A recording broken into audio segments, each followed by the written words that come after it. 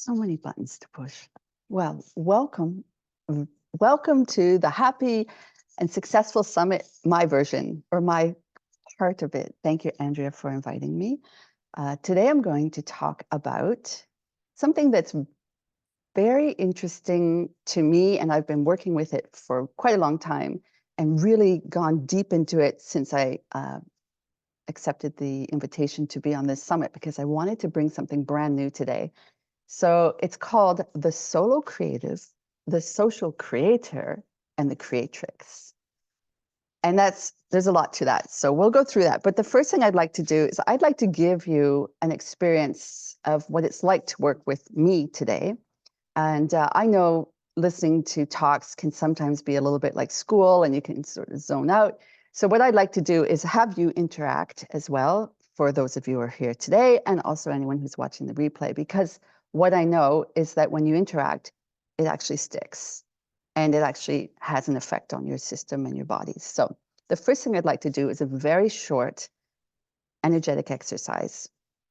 So if you would like to do this, just sit back in your chair, close your eyes, drop the base of your spine low in the chair, drop your shoulders, roll them back if you have to, and then just take a deep breath.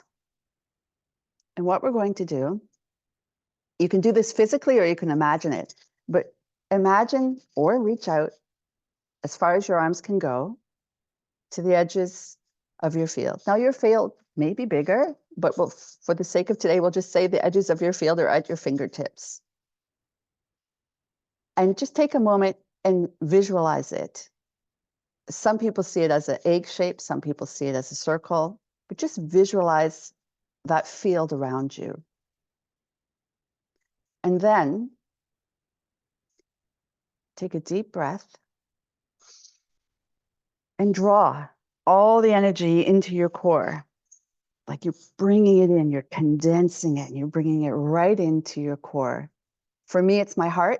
Some people, it's their gut, wherever it feels best for you to bring all of this in. It's like you're bringing it all in to nourish it and to know it. And you may notice that some places that as you're drawing in, there's nothing there. And that's okay. These are energetic gaps, and we'll talk about those later. So just bring it in.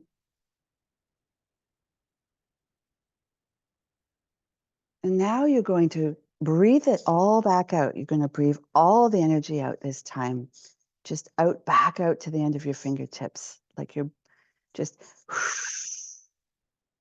you're radiating like a star. And when you're ready, just very slowly open your eyes.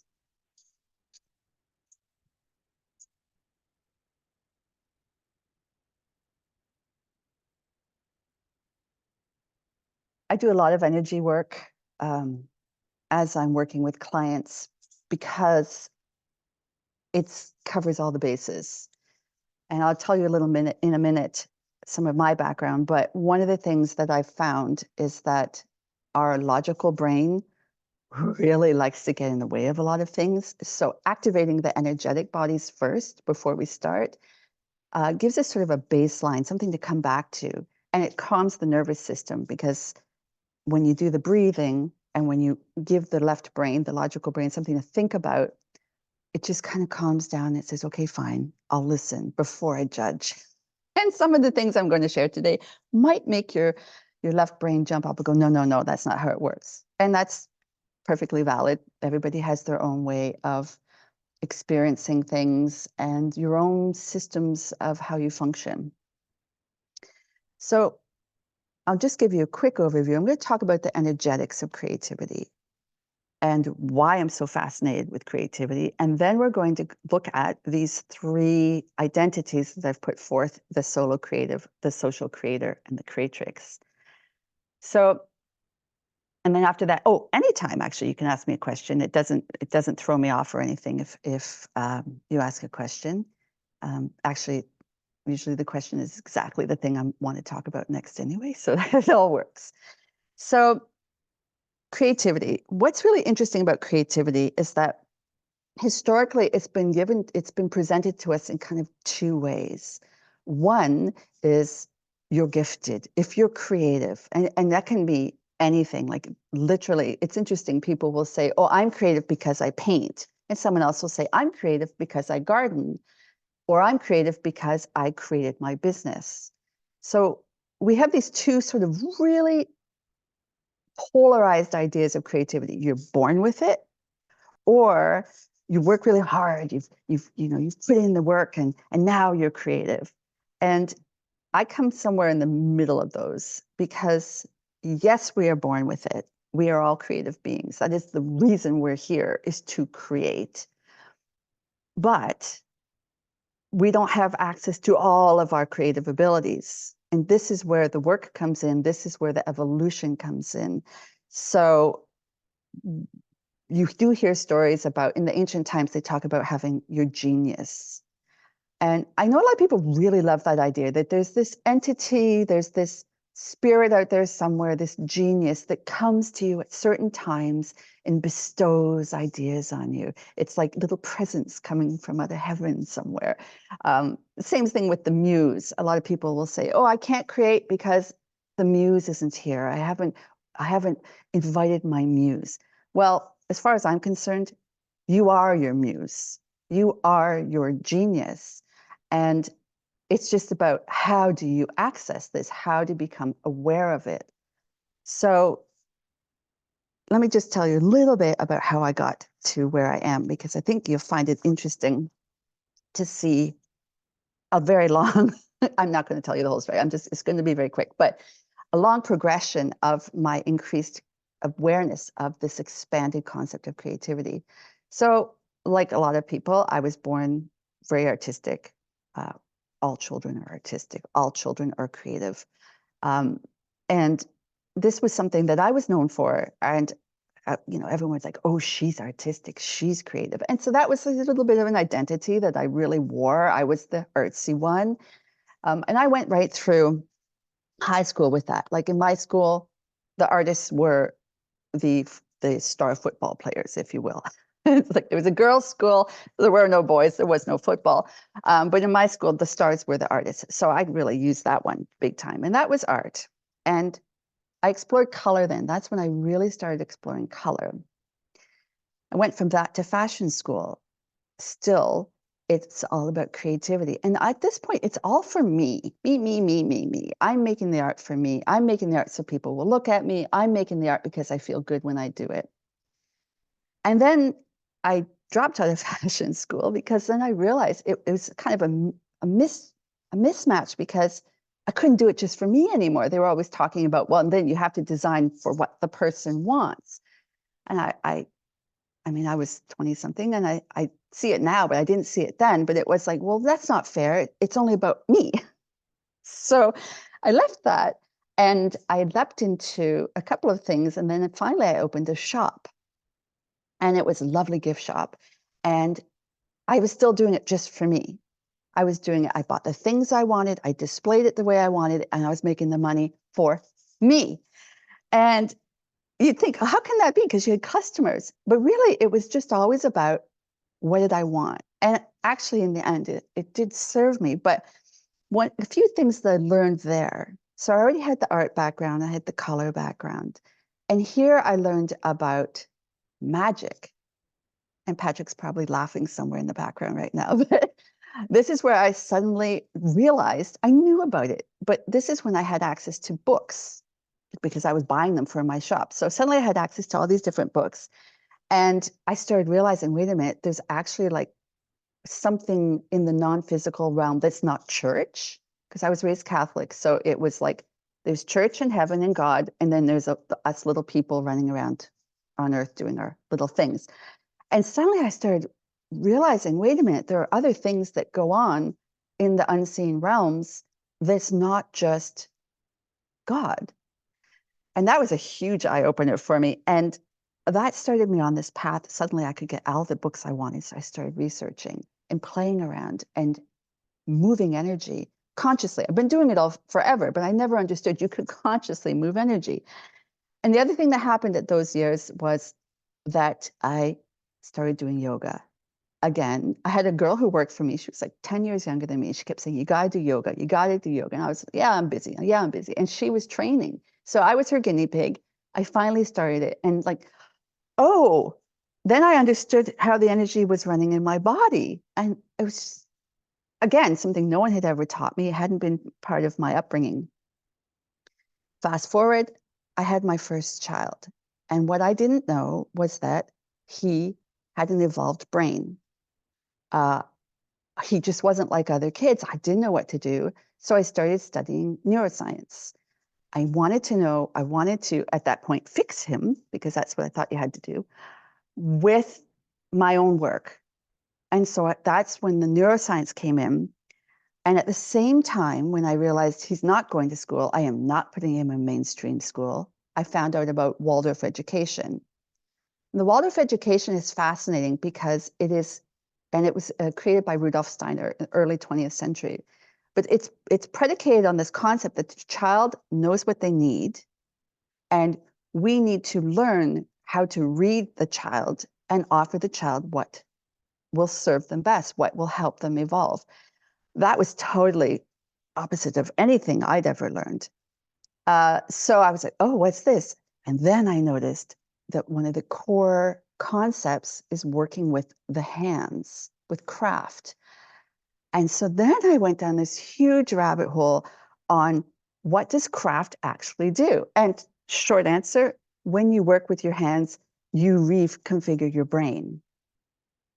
Like flat out. It is, I have helped people do all kinds of things literally because they start working with their hands. So there was another layer.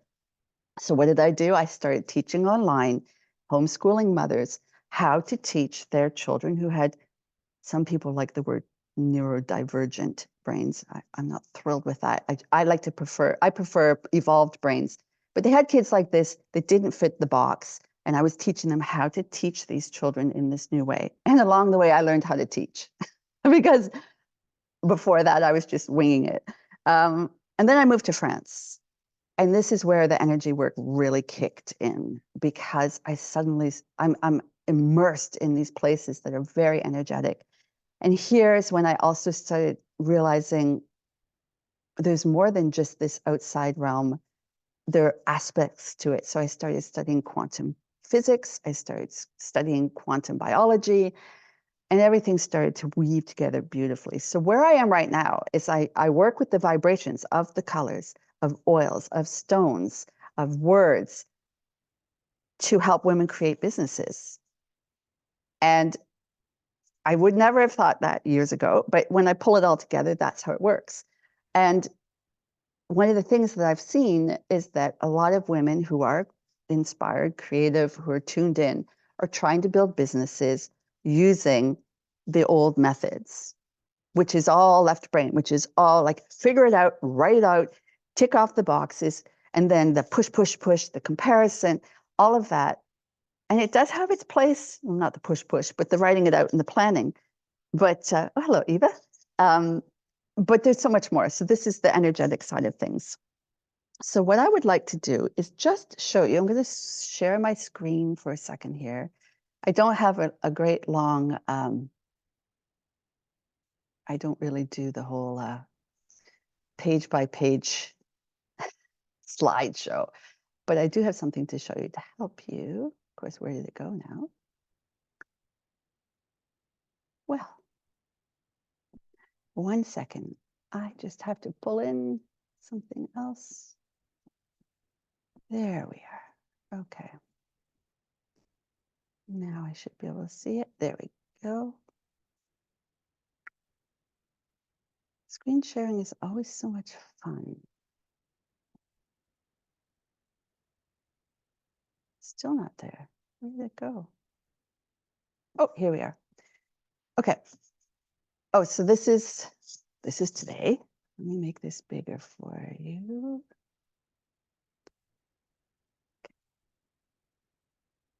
So what I've done is, because this is so amorphous and so like, what is creativity? How does this work? I really like to do, this is my left side of my brain. I love to make an image So the left brain can clomp onto it and say, okay, I get it. And then then once the left brain has something to hold on to, you can move further into more expanded ideas. So this is very simplified, but basically this shows you the way creativity works. And before I start, do you have any questions? Do you have anything you wanted to ask me? Katie or Eva? No? Okay. So to me, there are 5 phases of creativity. And you'll see today, a lot of people get stuck in 1 or 2 of them, and then they wonder why stuff's not working. So you see where the little arrow is on the left? Okay, so I do this, it's counterclockwise. I do it for a couple of reasons, mainly because that's the way the moon works. And to me, that is more in keeping with this kind of expanded way of thinking than the sun, which is so, well, very linear. This is the counterclockwise version. So if you imagine that you're going to start a new project, and the arrow on the left is where you start, and the ideas come in that connect phase. This is when you tune in. This is when you're visioning. This is when you get the big sparks, the ahas, like, oh, this is idea land. Okay. This is when you are inspired. And then you're moving along. You go from this connecting stage to connect to this bigger picture. And then you go into this creating stage. The creating stage is when you start saying, okay, that's a massive, massive dream. Like, can you imagine what Walt Disney thought when he had the idea for Disney World? Like, where would you start? So the create stage is when you take this big idea and you start working with it. You start making some choices. You start saying, okay, find me a spot to start. And then you go through the create stage, and at the end of this phase, the thing is made. Let's say you wrote a book. The book is written. Now you're going into this convey stage. And the convey stage is, okay, now I got to share it with somebody.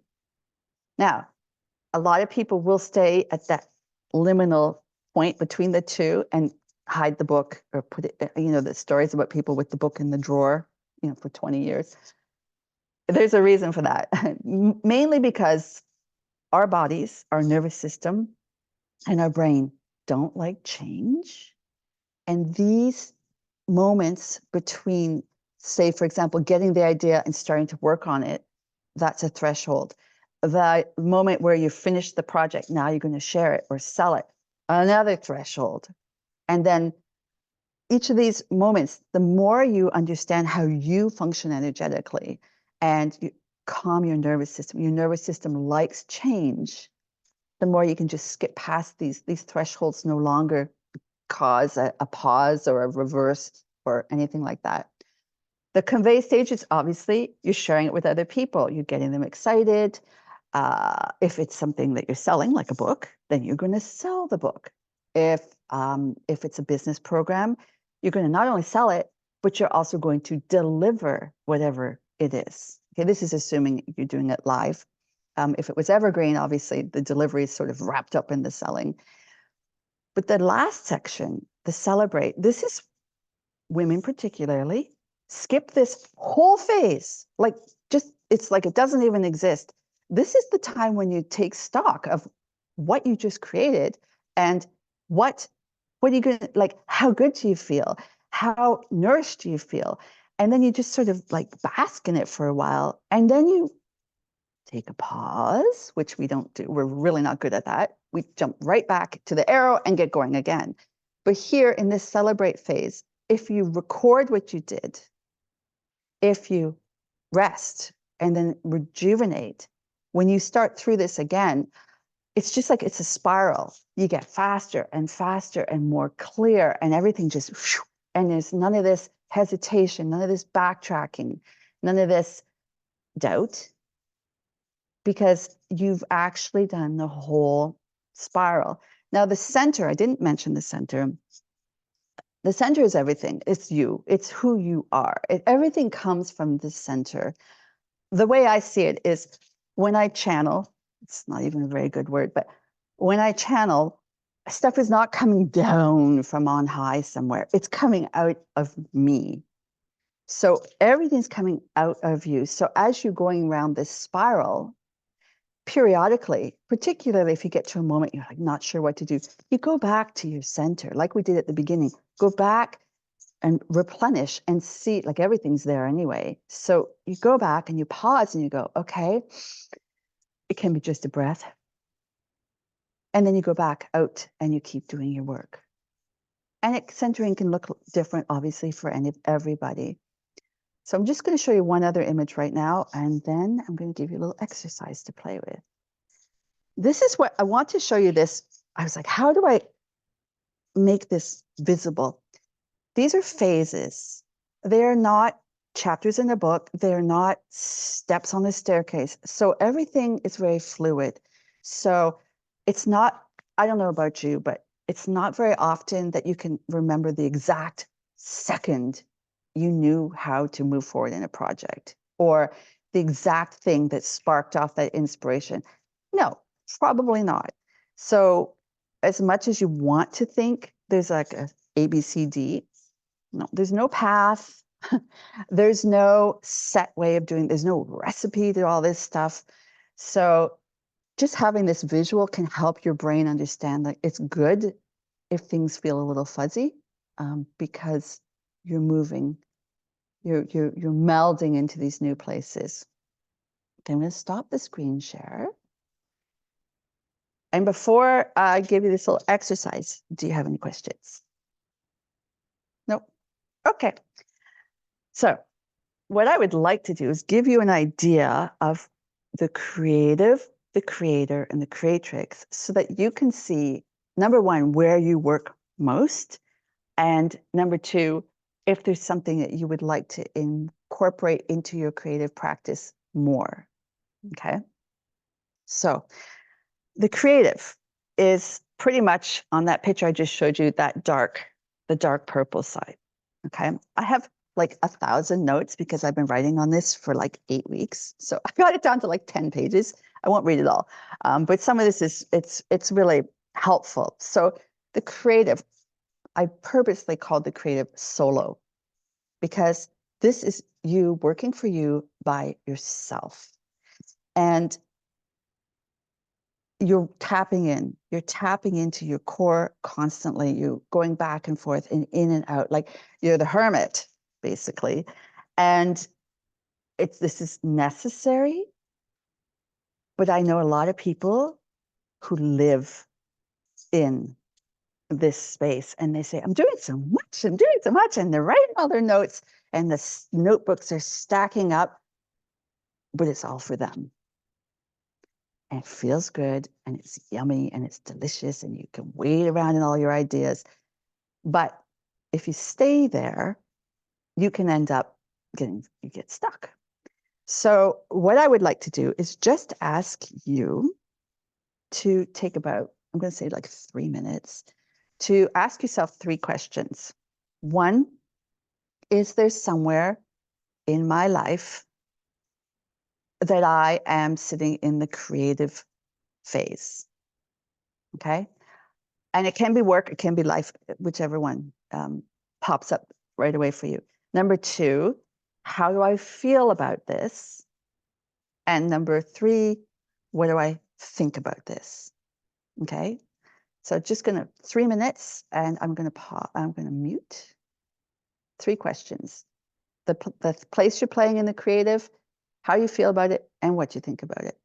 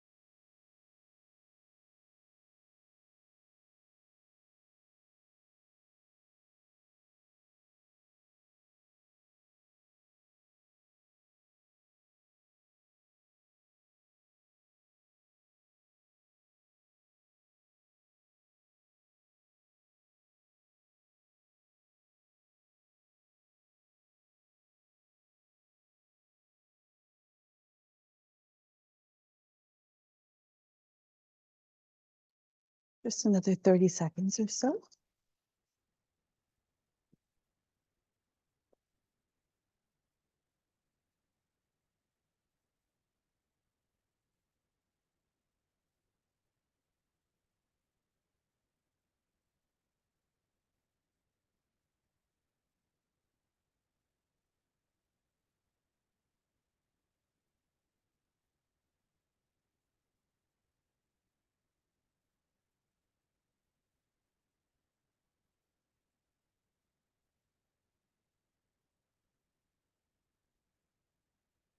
Would any of you like to share what you discovered?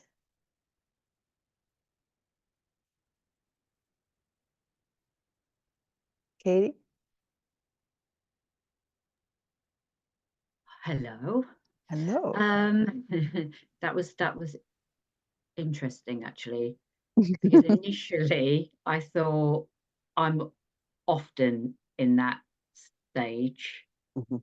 In fact, my whole life has probably been spent in that stage Mhm. until the last kind of year where I think I just gave up. Oh. Mhm. I gave up, but it kind of the giving up kind of created its own momentum in that things just naturally occurred, Mhm. Mhm. which was Mhm. the opposite of what I was pushing and kind of forcing by all of the, you're following different people and the ways to do it. And it always felt so wrong anyway. Yeah. And then I just had to let that go because it really, it was not aligned with me. And Mhm. then naturally, without any effort, things kind of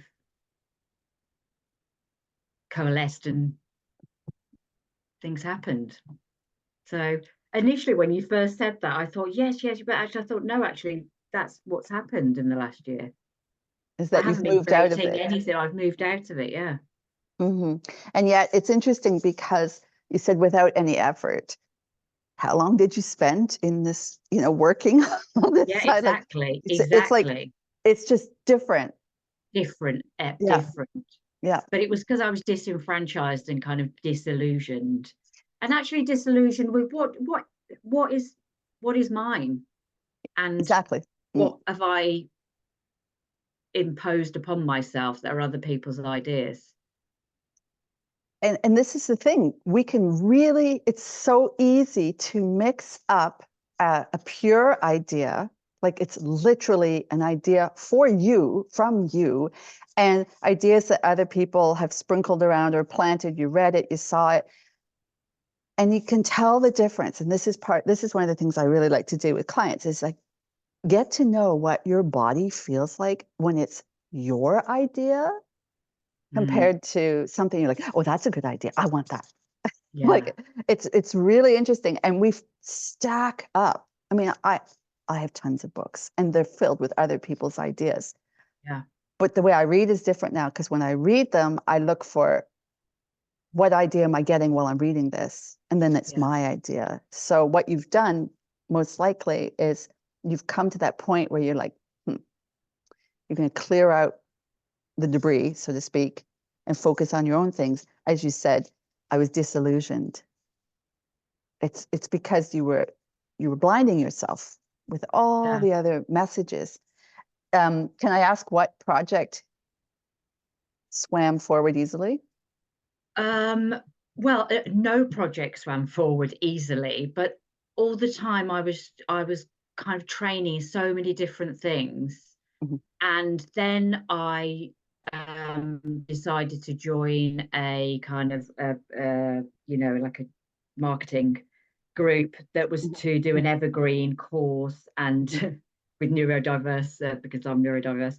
Um, to create it in a way for kind of female entrepreneurs, and it just every part of it felt so wrong Mhm. because I couldn't be specific to the person. Everyone for me is so different, Yep. and I spent 6 months literally trying to fit my Yep. and it was so much work, so much money, and I just let it go. Yep. And when I let it go and I let everything go, all the things I should have been doing, just people started coming to me naturally, Yeah. you know. Yeah. So it was just one of those. It was really quite shocking. Well, but you see that we creatives in general often make these like fortress around ourselves of all of our diplomas, all the trainings, all the stuff. Like, look what I have. And the real people that want to work with us don't care. They can't feel you through all that stuff. So as soon as you said, no, I'm not doing that, suddenly there was that resonance. That's great. Yeah, Well, it was. It has yeah. been. I mean, I don't know where it's going to go, but who knows? Well, that's the point. That's Yeah, the point. We got to exactly. stop that. Yeah. Yeah. Exactly. Yeah. You know. Well, thank you. Oh, Thank thank you. you, because that was really surprising. I know. And I love that because it was right there, right? And then all you Yeah, have to do is look in the right direction and you go, oh, I know the answer to this. yeah. So, Thank yeah, you. yeah, you're welcome. Patrick or Eva? Eva? Are you Eva or Ava? Ava, you go. And tell me if it's Eva Oh, or Ava. okay. Thank you, Patrick. It's Eva. Eva. And also, hi. It's lovely to be here. Sorry, I couldn't be that right at the beginning. But anyways, as to your question, so I thought of two things, but I'll share something similar to Katie's because I'm, as of these days, actually, what with the summit happening, launching my own project. Mhm, That's been mhm, in the mhm. making for 4 years in my head, Yep. Yes. and I got it as an idea, and then I thought, and then I had it like reconfirmed Mm, numerous times that yes, this will work, yes, this will be a good idea, and I kept talking about it to people. Everyone kept saying, "Yeah, this is great, this will work," and I was like, "Yeah, I know. Its time will come. I'll see when the time is right." Yep. Um, until one day, I think it was in last year in July, I was like, "Damn it, the time is now." Mhm, Um, and it doesn't really matter why, but the point is, in me, I felt like, so what's going to be the best answer for you now? The answer is, this is starting now, because I don't know, it just felt like mm, this is the route that I have to take. Like there's no other choice really. And what did I write about that? It would make me feel like over the period of time where I was rotating solo, Yep. um, it felt like a lot of stage fright, a lot of Mhm, self-doubt, obviously, about mhm, the idea, about the delivery, about all kinds of things, mhm. the whole conveying bit, Yep. and imposter syndrome and all kinds of things. But at the same time, it felt very like expectant, Mm, underprepared, underqualified, but not in a good way. More like I'm an amateur, and mm, I just need to figure out how I'm going to own it. mm, Because that's a mm, big difference, I think. mhm, And then a bit of a like wondering how to best be loud about this is great, mm, this is here for you, I'm here for you, let's do this together, um, and whether I'm going to be there enough for myself to give myself enough voice, enough space, mm, whether I will be able to muster enough confidence and just really be wholeheartedly in the idea and really stand by it and stand by me, like be my best mate in this. mhm, I mm. still have that I think that's my biggest doubt, and at this point, and quite a big of a stopper, or halter is no longer a stopper because I've started now. Yeah. Yeah. Yeah. Yeah. But yeah, I just continuously wish that I hope I will be, yeah, enough of a fan, and along the way, so this project is about me doing workshops where I teach people how to employ mindfulness techniques in cooking and baking that will help Nice. you feel better. Mhm, And at the same time, I keep working in a professional kitchen sort of mhm, half the week now, and I just keep constantly revolving around the thought of, damn it, if I invested all of this energy that I'm giving to some other employer who I mm, don't really care about into just me, if I mhm, could just afford to not pay the bills and just mm, go all in risky into this situation, how great would that be? What could I achieve if I'm able to spend 10, 12, 14 hours a day working for someone else? Um, yeah, yeah. Well, a few things. I always find it fascinating when women say, "Oh, I've got to start this business." I'm like, "You're already talking about it. You have started it." I find it really interesting because it's not like there's like a little guy with a flag that says you've started. Like you've already started. Um, and the imposter syndrome and all of that, it's the more your logical brain jumps up and down and says, "No, no, no, it's too hard. You can't do it," the better the idea. Always. It's until you get more used to having these things actually come to fruition. Like I used to have it too. But over the years, it's like, I now know that if my brain immediately says, "No, you can't do that," aha. I mean, that's a really good sign because it's so outside of what your logical brain already knows that whatever it doesn't know is bad. Nope, unknown, don't like it, go away. And it'll find a reason why you can't do it. So look at that. And every time you want to work on this, watch the thoughts, the initial, the instantaneous thought that comes up. The more negative, the more like black and white it is, the more you know you're onto something. That's very interesting. I never thought of it that way. Yeah, yeah. Like it's really look for the energy. If your whole body, if your brain goes, "No, no, no," but your body's feeling like, "Oh, but I want to." Because with Andrea, with my coach, we've been talking a lot about I have no reason to feel any kind of imposter syndrome because I have already all the skill set, I have what I need, blah blah. Maybe I don't have a qualification, but as you said just now, a while ago, you don't really need to Mm-mm. envelop yourself with qualifications. You Only can if if you you're a want to, but it's neuroscience. not If you're a needed. neurosurgeon or putting people's bodies back together, like if you're doing something physical like that that is going to impact someone's life, like they're going to be dead, yeah, I would like someone to have their certification. But and in the creative realms, the certifications can also dry you up and stop you. And I can't do that. That's not the way my Reiki master taught me how to do it. Well, because you're a different person, you have different energetic system. So Mm. yeah, there's a lot. Yeah, but it Mhm. sounds like you're on your way. That this whole connect area, I like to think of it as like the hidden pioneer. You're trying things out and you're secretly like you're making little, what if this, what if that? And you're testing and testing. But when you finally share it, yeah, you got to be visible, but it actually allows the energy to flow. Mm. And so once it flows, then it starts cycling around. Then you watch, you do the little celebrations of what you've done, and then it's a slow burn, as opposed to the way we're taught, which is like you're supposed to build this course and you're supposed to have 100 people in it right away. Well, I can tell you that's just statistically impossible unless you bought the list, and even then, you can't force people to buy your thing. If they don't feel it, they don't feel it. Yeah. So it goes right back to the energy. Well, thank you. I look forward to seeing what you end up doing. Fully, yes. Yeah, Soon. yeah, good. And Patrick? No, I was really, really struck by the difference between feelings and thoughts and Uh-huh. the interplay between them. And both that sense of, oh, this feels really exciting and it's nice to be here. And then the thoughts, which were often like, ooh, like this isn't going to work, or oh, you've been spending too much time. The big one was like, you've been spending too much time incubating.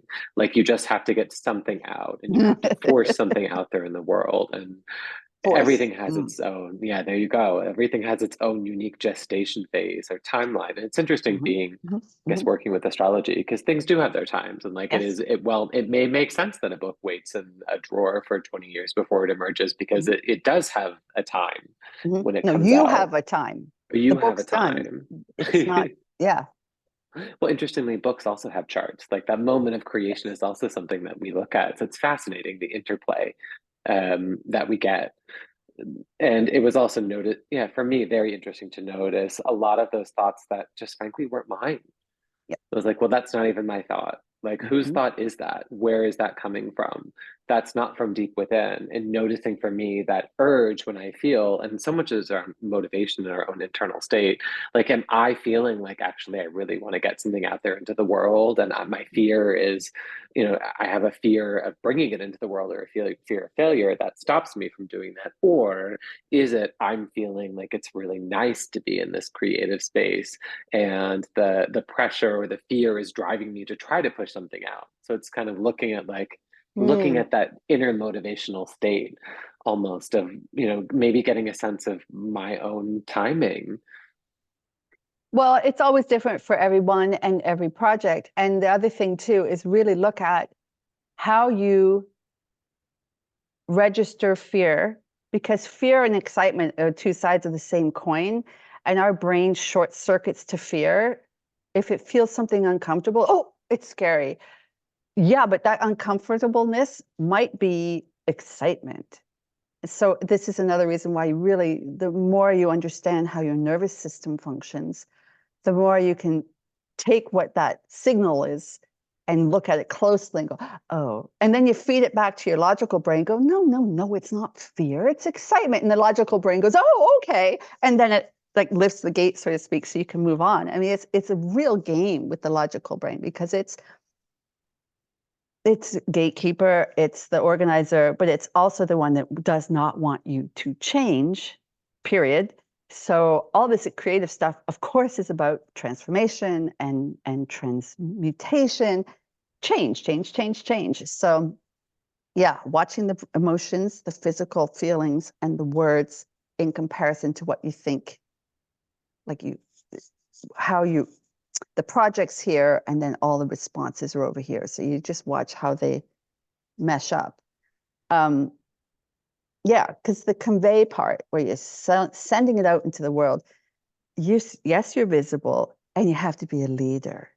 And those of us who've had very active past lives and have stood out in the crowd have massive persecution weight that we're working through, and we can drop it. But until we are aware of it, you can't really drop it. And as long as you're carrying this, someone's out to get me, someone's not going to like what I'm doing, I'm going to do it wrong, it's hard to move into that, giving your work out into the world, because you've got all these reasons why you can't. And a lot of them are subconscious, a lot of them are in your DNA, literally. But the more you look at that, okay, what would happen if? And thankfully, not too many of us are being burned at the stake anymore for having a new idea. So we have to feed that. We have to literally feed that into the logical brain as proof. All it wants is proof. When you think you've been working on it too long, that's like that stuck stage. And one of the ways you know it's time to move is when the very thing you were going to design, the very words, show up in emails. You come across someone's program, it's exactly what you were designing. You find a book that's like exactly what you were going to write. And it's just like, it's not like you've lost your opportunity. It's like the cosmos saying, look, it's possible. Yours is going to be completely different, but it's possible. It used to drive me crazy. I would be writing all these emails in my head, and then I'd open my inbox and I'm like, someone just wrote the same email. But I guess I can't do it now. Now I understand, oh, it's just me showing me, hello, you can do it. So yeah, there's such a game. It's really a game. And the more lighthearted and the more you can allow things to be what they are without labeling them as too slow, to failure, not enough, and so forth, the more you can allow yourself to keep moving with the ideas and letting them grow like little plants, like, instead of ripping them out by the roots, which most of us do. It's not going fast enough. I'm going to throw that out. I'm going to get something new, as opposed to maybe I'm going to nurture me so that my energy nurtures my project. I see I could do this forever. I did want to I won't go through the exercise again, but I invite you to look at doing the same exercise for the creator. And this is the one that's quite scary for a lot of creatives, is this creator idea, mostly because they've actually created, this creator label now, which is the influencers. They're the content creators, and they're churning stuff out. And we're confusing what they're doing with what we would do if we share our creative work. So for example, I did a little research. The creator economy is supposed to be worth $200 billion by 2026. And these creators are doing, little TikTok dances, or they're selling products or whatever. That is not what we're doing. So we need to disengage from watching people who have the multi-billion number of followers. And, every time they put out a course, 5,000 people sign up and stuff. Most of those people, what they're doing is they're recycling thoughts and projects, not even their own quite often. And they're not actually adding anything. Like if you think about writing a PhD, you're only allowed to write it if you find a topic that no one has ever written about. That's not what these people are doing. They're just going through the library and opening a book and copying a few chapters and saying, look what I made. And that's why a lot of people like it, because the vast numbers that these people get of followers or buyers or whatever, it's because they're working at the lowest common denominator. Even the stuff, the high flying, big number salespeople, they're still working on a fear level, and people buy because of fear. If you're working with the kind of people that I work with, who are aware and awake and want to truly be creative, those tactics don't talk to them. So really go through this whole exercise again. Like, where are you being a creator? What do you think about it? And how do you feel about it? And you'll find something really interesting when you look at it through this new lens, that it's as a leader, as an innovator, you're putting something absolutely new and unique into the world. You're not recycling, you're not piggybacking on anyone. It's your work. So that's that. And then number 3, the last one, I didn't really talk about it, but it's the Creatrix. This is where this whole thing comes together. This is when you are living holographically. You're not just living in your left brain and your little cave, and you're not just out standing on the grandstands saying, buy this stuff, You're melding and you're pulsing through it. Like, this whole thing is about pulsing. You're never one or the other forever and ever and ever. And any project goes through the phases too. So obviously in the incubation stage, the project, you're creative. And then when you start sharing it, you're a creator. And all the way through, you're a creatrix, where the energy is, it's weaving. You can't even say it's up and down or more or less. It's like the magic and the logic, or just the art and the science. It's just this delicious melding of energy and this pulsing. So you pulse through these different phases. Again, you can do the same exercise with that and just see, because the more you live in the creatrix state, the more everything is effortless. It just literally flows out of you. All the studies, they just magically come out of you at the right time, in the right format, and people are drawn to you. So like Katie, when suddenly people are coming to you, it's because you're emanating this creatrix energy.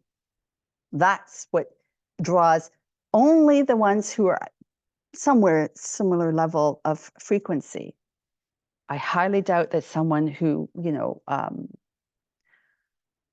don't know, someone who's just really not interested in change or doing anything for themselves will not feel you. They won't find you, because that's not where they're functioning. They want a step-by-step how-to with, just add water. So, and everybody's entitled to function and live at the level that they're at. So good on them. But when we want to work with people who are actually going to commit to their work, then we have to express ourselves at a level where we want them to meet us. Any questions before I wrap up? Nope. Anything else that I wanted to share with you? Yes, so it's all about being flexible, letting things move around. So I have one question left for you, and that is, what do you know now that you didn't know when we started? that really stands out?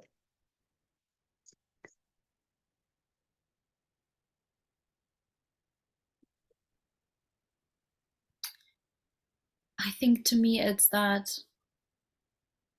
I can allow myself to be as generous and as confident as I want in trying to pull the right people to me. Mhm. Mhm. That bit speaks to me because I used to want to belong, especially because I live in a different country to my home country, and I used to feel the need to belong to a group in each job to build some lasting friendships, not just passing colleagues. And now this last half year, it feels a lot more like I want people, my kind of people, to start belonging to me. That should really translate in the project as well, especially because it's a passion project. And you've just confirmed it. So that's a really great takeaway for me. Good. Thank you. Yes. And that's just it. It's like, you don't have to search for anybody and you don't have to magnetize them, which is like marketing speak for like hook them and reel them in. That's so, well, I have many words I could use for it, but it's just totally not at the level that we want to function. So yes, thank you. And Katie? Yeah, well, that whole conversation was quite interesting, and that I choose to trust myself in that it's got to feel absolutely right, and like I'm, like you said, adding to the conversation. And if not, then I'm not a creator, but I can still also do my work because I support people that aren't necessarily have got big ideas and want to create. They just want to get to the truth of who they are, or even function in a better way. So it's not even putting that label on it for me. I think I was putting on that label for me, and that was stopping me. But actually what I do is whatever it is, but it's supporting. But you are adding, because every person that you help see more clearly is going to radiate their light. It's all about light. Light is information. The more clearly they can see themselves, remove all the veils and all the disguises and so forth, the more light literally is going out into the universe. And that's an addition. Yeah, I just meant in a creative, like in a but that is creative too. Creative. Yeah. It's not just paint and pencils. Yeah. Yeah, thank you. You're welcome. And Patrick? I just think I'm gonna have so much fun reprogramming my brain. Like this has been my big theme for the past, well, maybe for the past few years, but under sharp relief for the past few weeks. And thinking of almost like that logical brain as, well, thinking of it as a gatekeeper, but also thinking about how things that are labeled as positive or in my interest just slide right by. And then I can also appreciate it as catching things that aren't perceived as in my interest. But when I have that chance to stamp everything with the, oh, well, this is great. This is a chance to learn, or this is exciting, or I can't wait to see how this comes out into the world. Just that sense of, oh, it's like I just picture it's like putting projects into the fast lane, like at the airport, being like, okay, like I'm giving this like the special VIP access, which is available for everything that comes from me. Yeah. It's what you focus on expands. So you turn your attention to something, and it doesn't have to be 12 hours a day. It can be 5 minutes, but it is amazing if full attention is on this one thing, how fast and how complete. I mean, you've all had moments where like everything's like, it's just downloads, like you can't write fast enough or type fast enough. That's because your focus is clean and clear and pure. So allow yourself that every day, multiple times a day. And then you, after that, you take this massive pile of stuff that came through, and then you take your time to sort through it and decide what you want to do with it. But that fast lane, that's what that is. It's tuning into your creatrix self, your higher self, and just saying, okay, fine, what wants to come through? And it's just like, it's a lot of fun. So I just have one last little image just to just so it's on the, is it going to come? Come on. This is just so that it's on the recording. I'm offering some special things for the summit. The first is free, and the second one is on the 30th, and this is my version of planning for creatives. And there are no check boxes, and there are no rules, and there are no charts. It's really made for those of us who think in spirals. And then the last is an immersion based on what we talked about today, but much, much deeper. And I was going to do it as a workshop. I was going to do just a little short thing. But what really happens is people want the time to work on it in the group energy, and then they want the time to talk about it. So that immersion is going to be 3 hours. And then the other thing that I like to do is have a follow-up later, because I often find you do something like this, you got all these ideas, and then you're kind of left hanging. So this way is a 2-part, the big part up the front where we do the work, and then the follow-up 2 weeks afterwards, so that you can actually talk about what's come up and how it's working and how you're putting things into place. So if anyone's interested in that, there's specials for summit participants on the various pages. But thank you so much for coming today. I hope you enjoyed it. I hope you feel better about the way your creative work is flowing, and that you have some ideas of like how you can help yourself. Like really, put aside the doubts and but just understand them and work with them so that you can dissolve them, because that's really what you do. You just dissolve the places of tight energy so the energy can flow, and you can add to the world. So thank you. Thank you. You're welcome. That was very encouraging. Thank you. I'm glad you like it. Yeah, thank you. It's really, really lovely. You're welcome. Absolutely. Heartfelt thanks. What a joy. And fingers crossed, everyone. Let's do this. Absolutely. It's already on its way. That's the great part. And thank you, Andrea, for having me. Thank you, all of you. This was amazing. Good. I'm glad you liked it. Yeah. Absolutely. Okay. Well, I always have a candle. I always blow the candle out to close the energy of the call. So I'm just going to blow now. Whoop. There we are. Oh, Andrea's got hers. See? Hers went out. Right. Sometimes I find when the energy is really high, like this is a 4-hour candle. We've been on for an hour and there's hardly anything left. It just, anyway, thank you so much. And yes.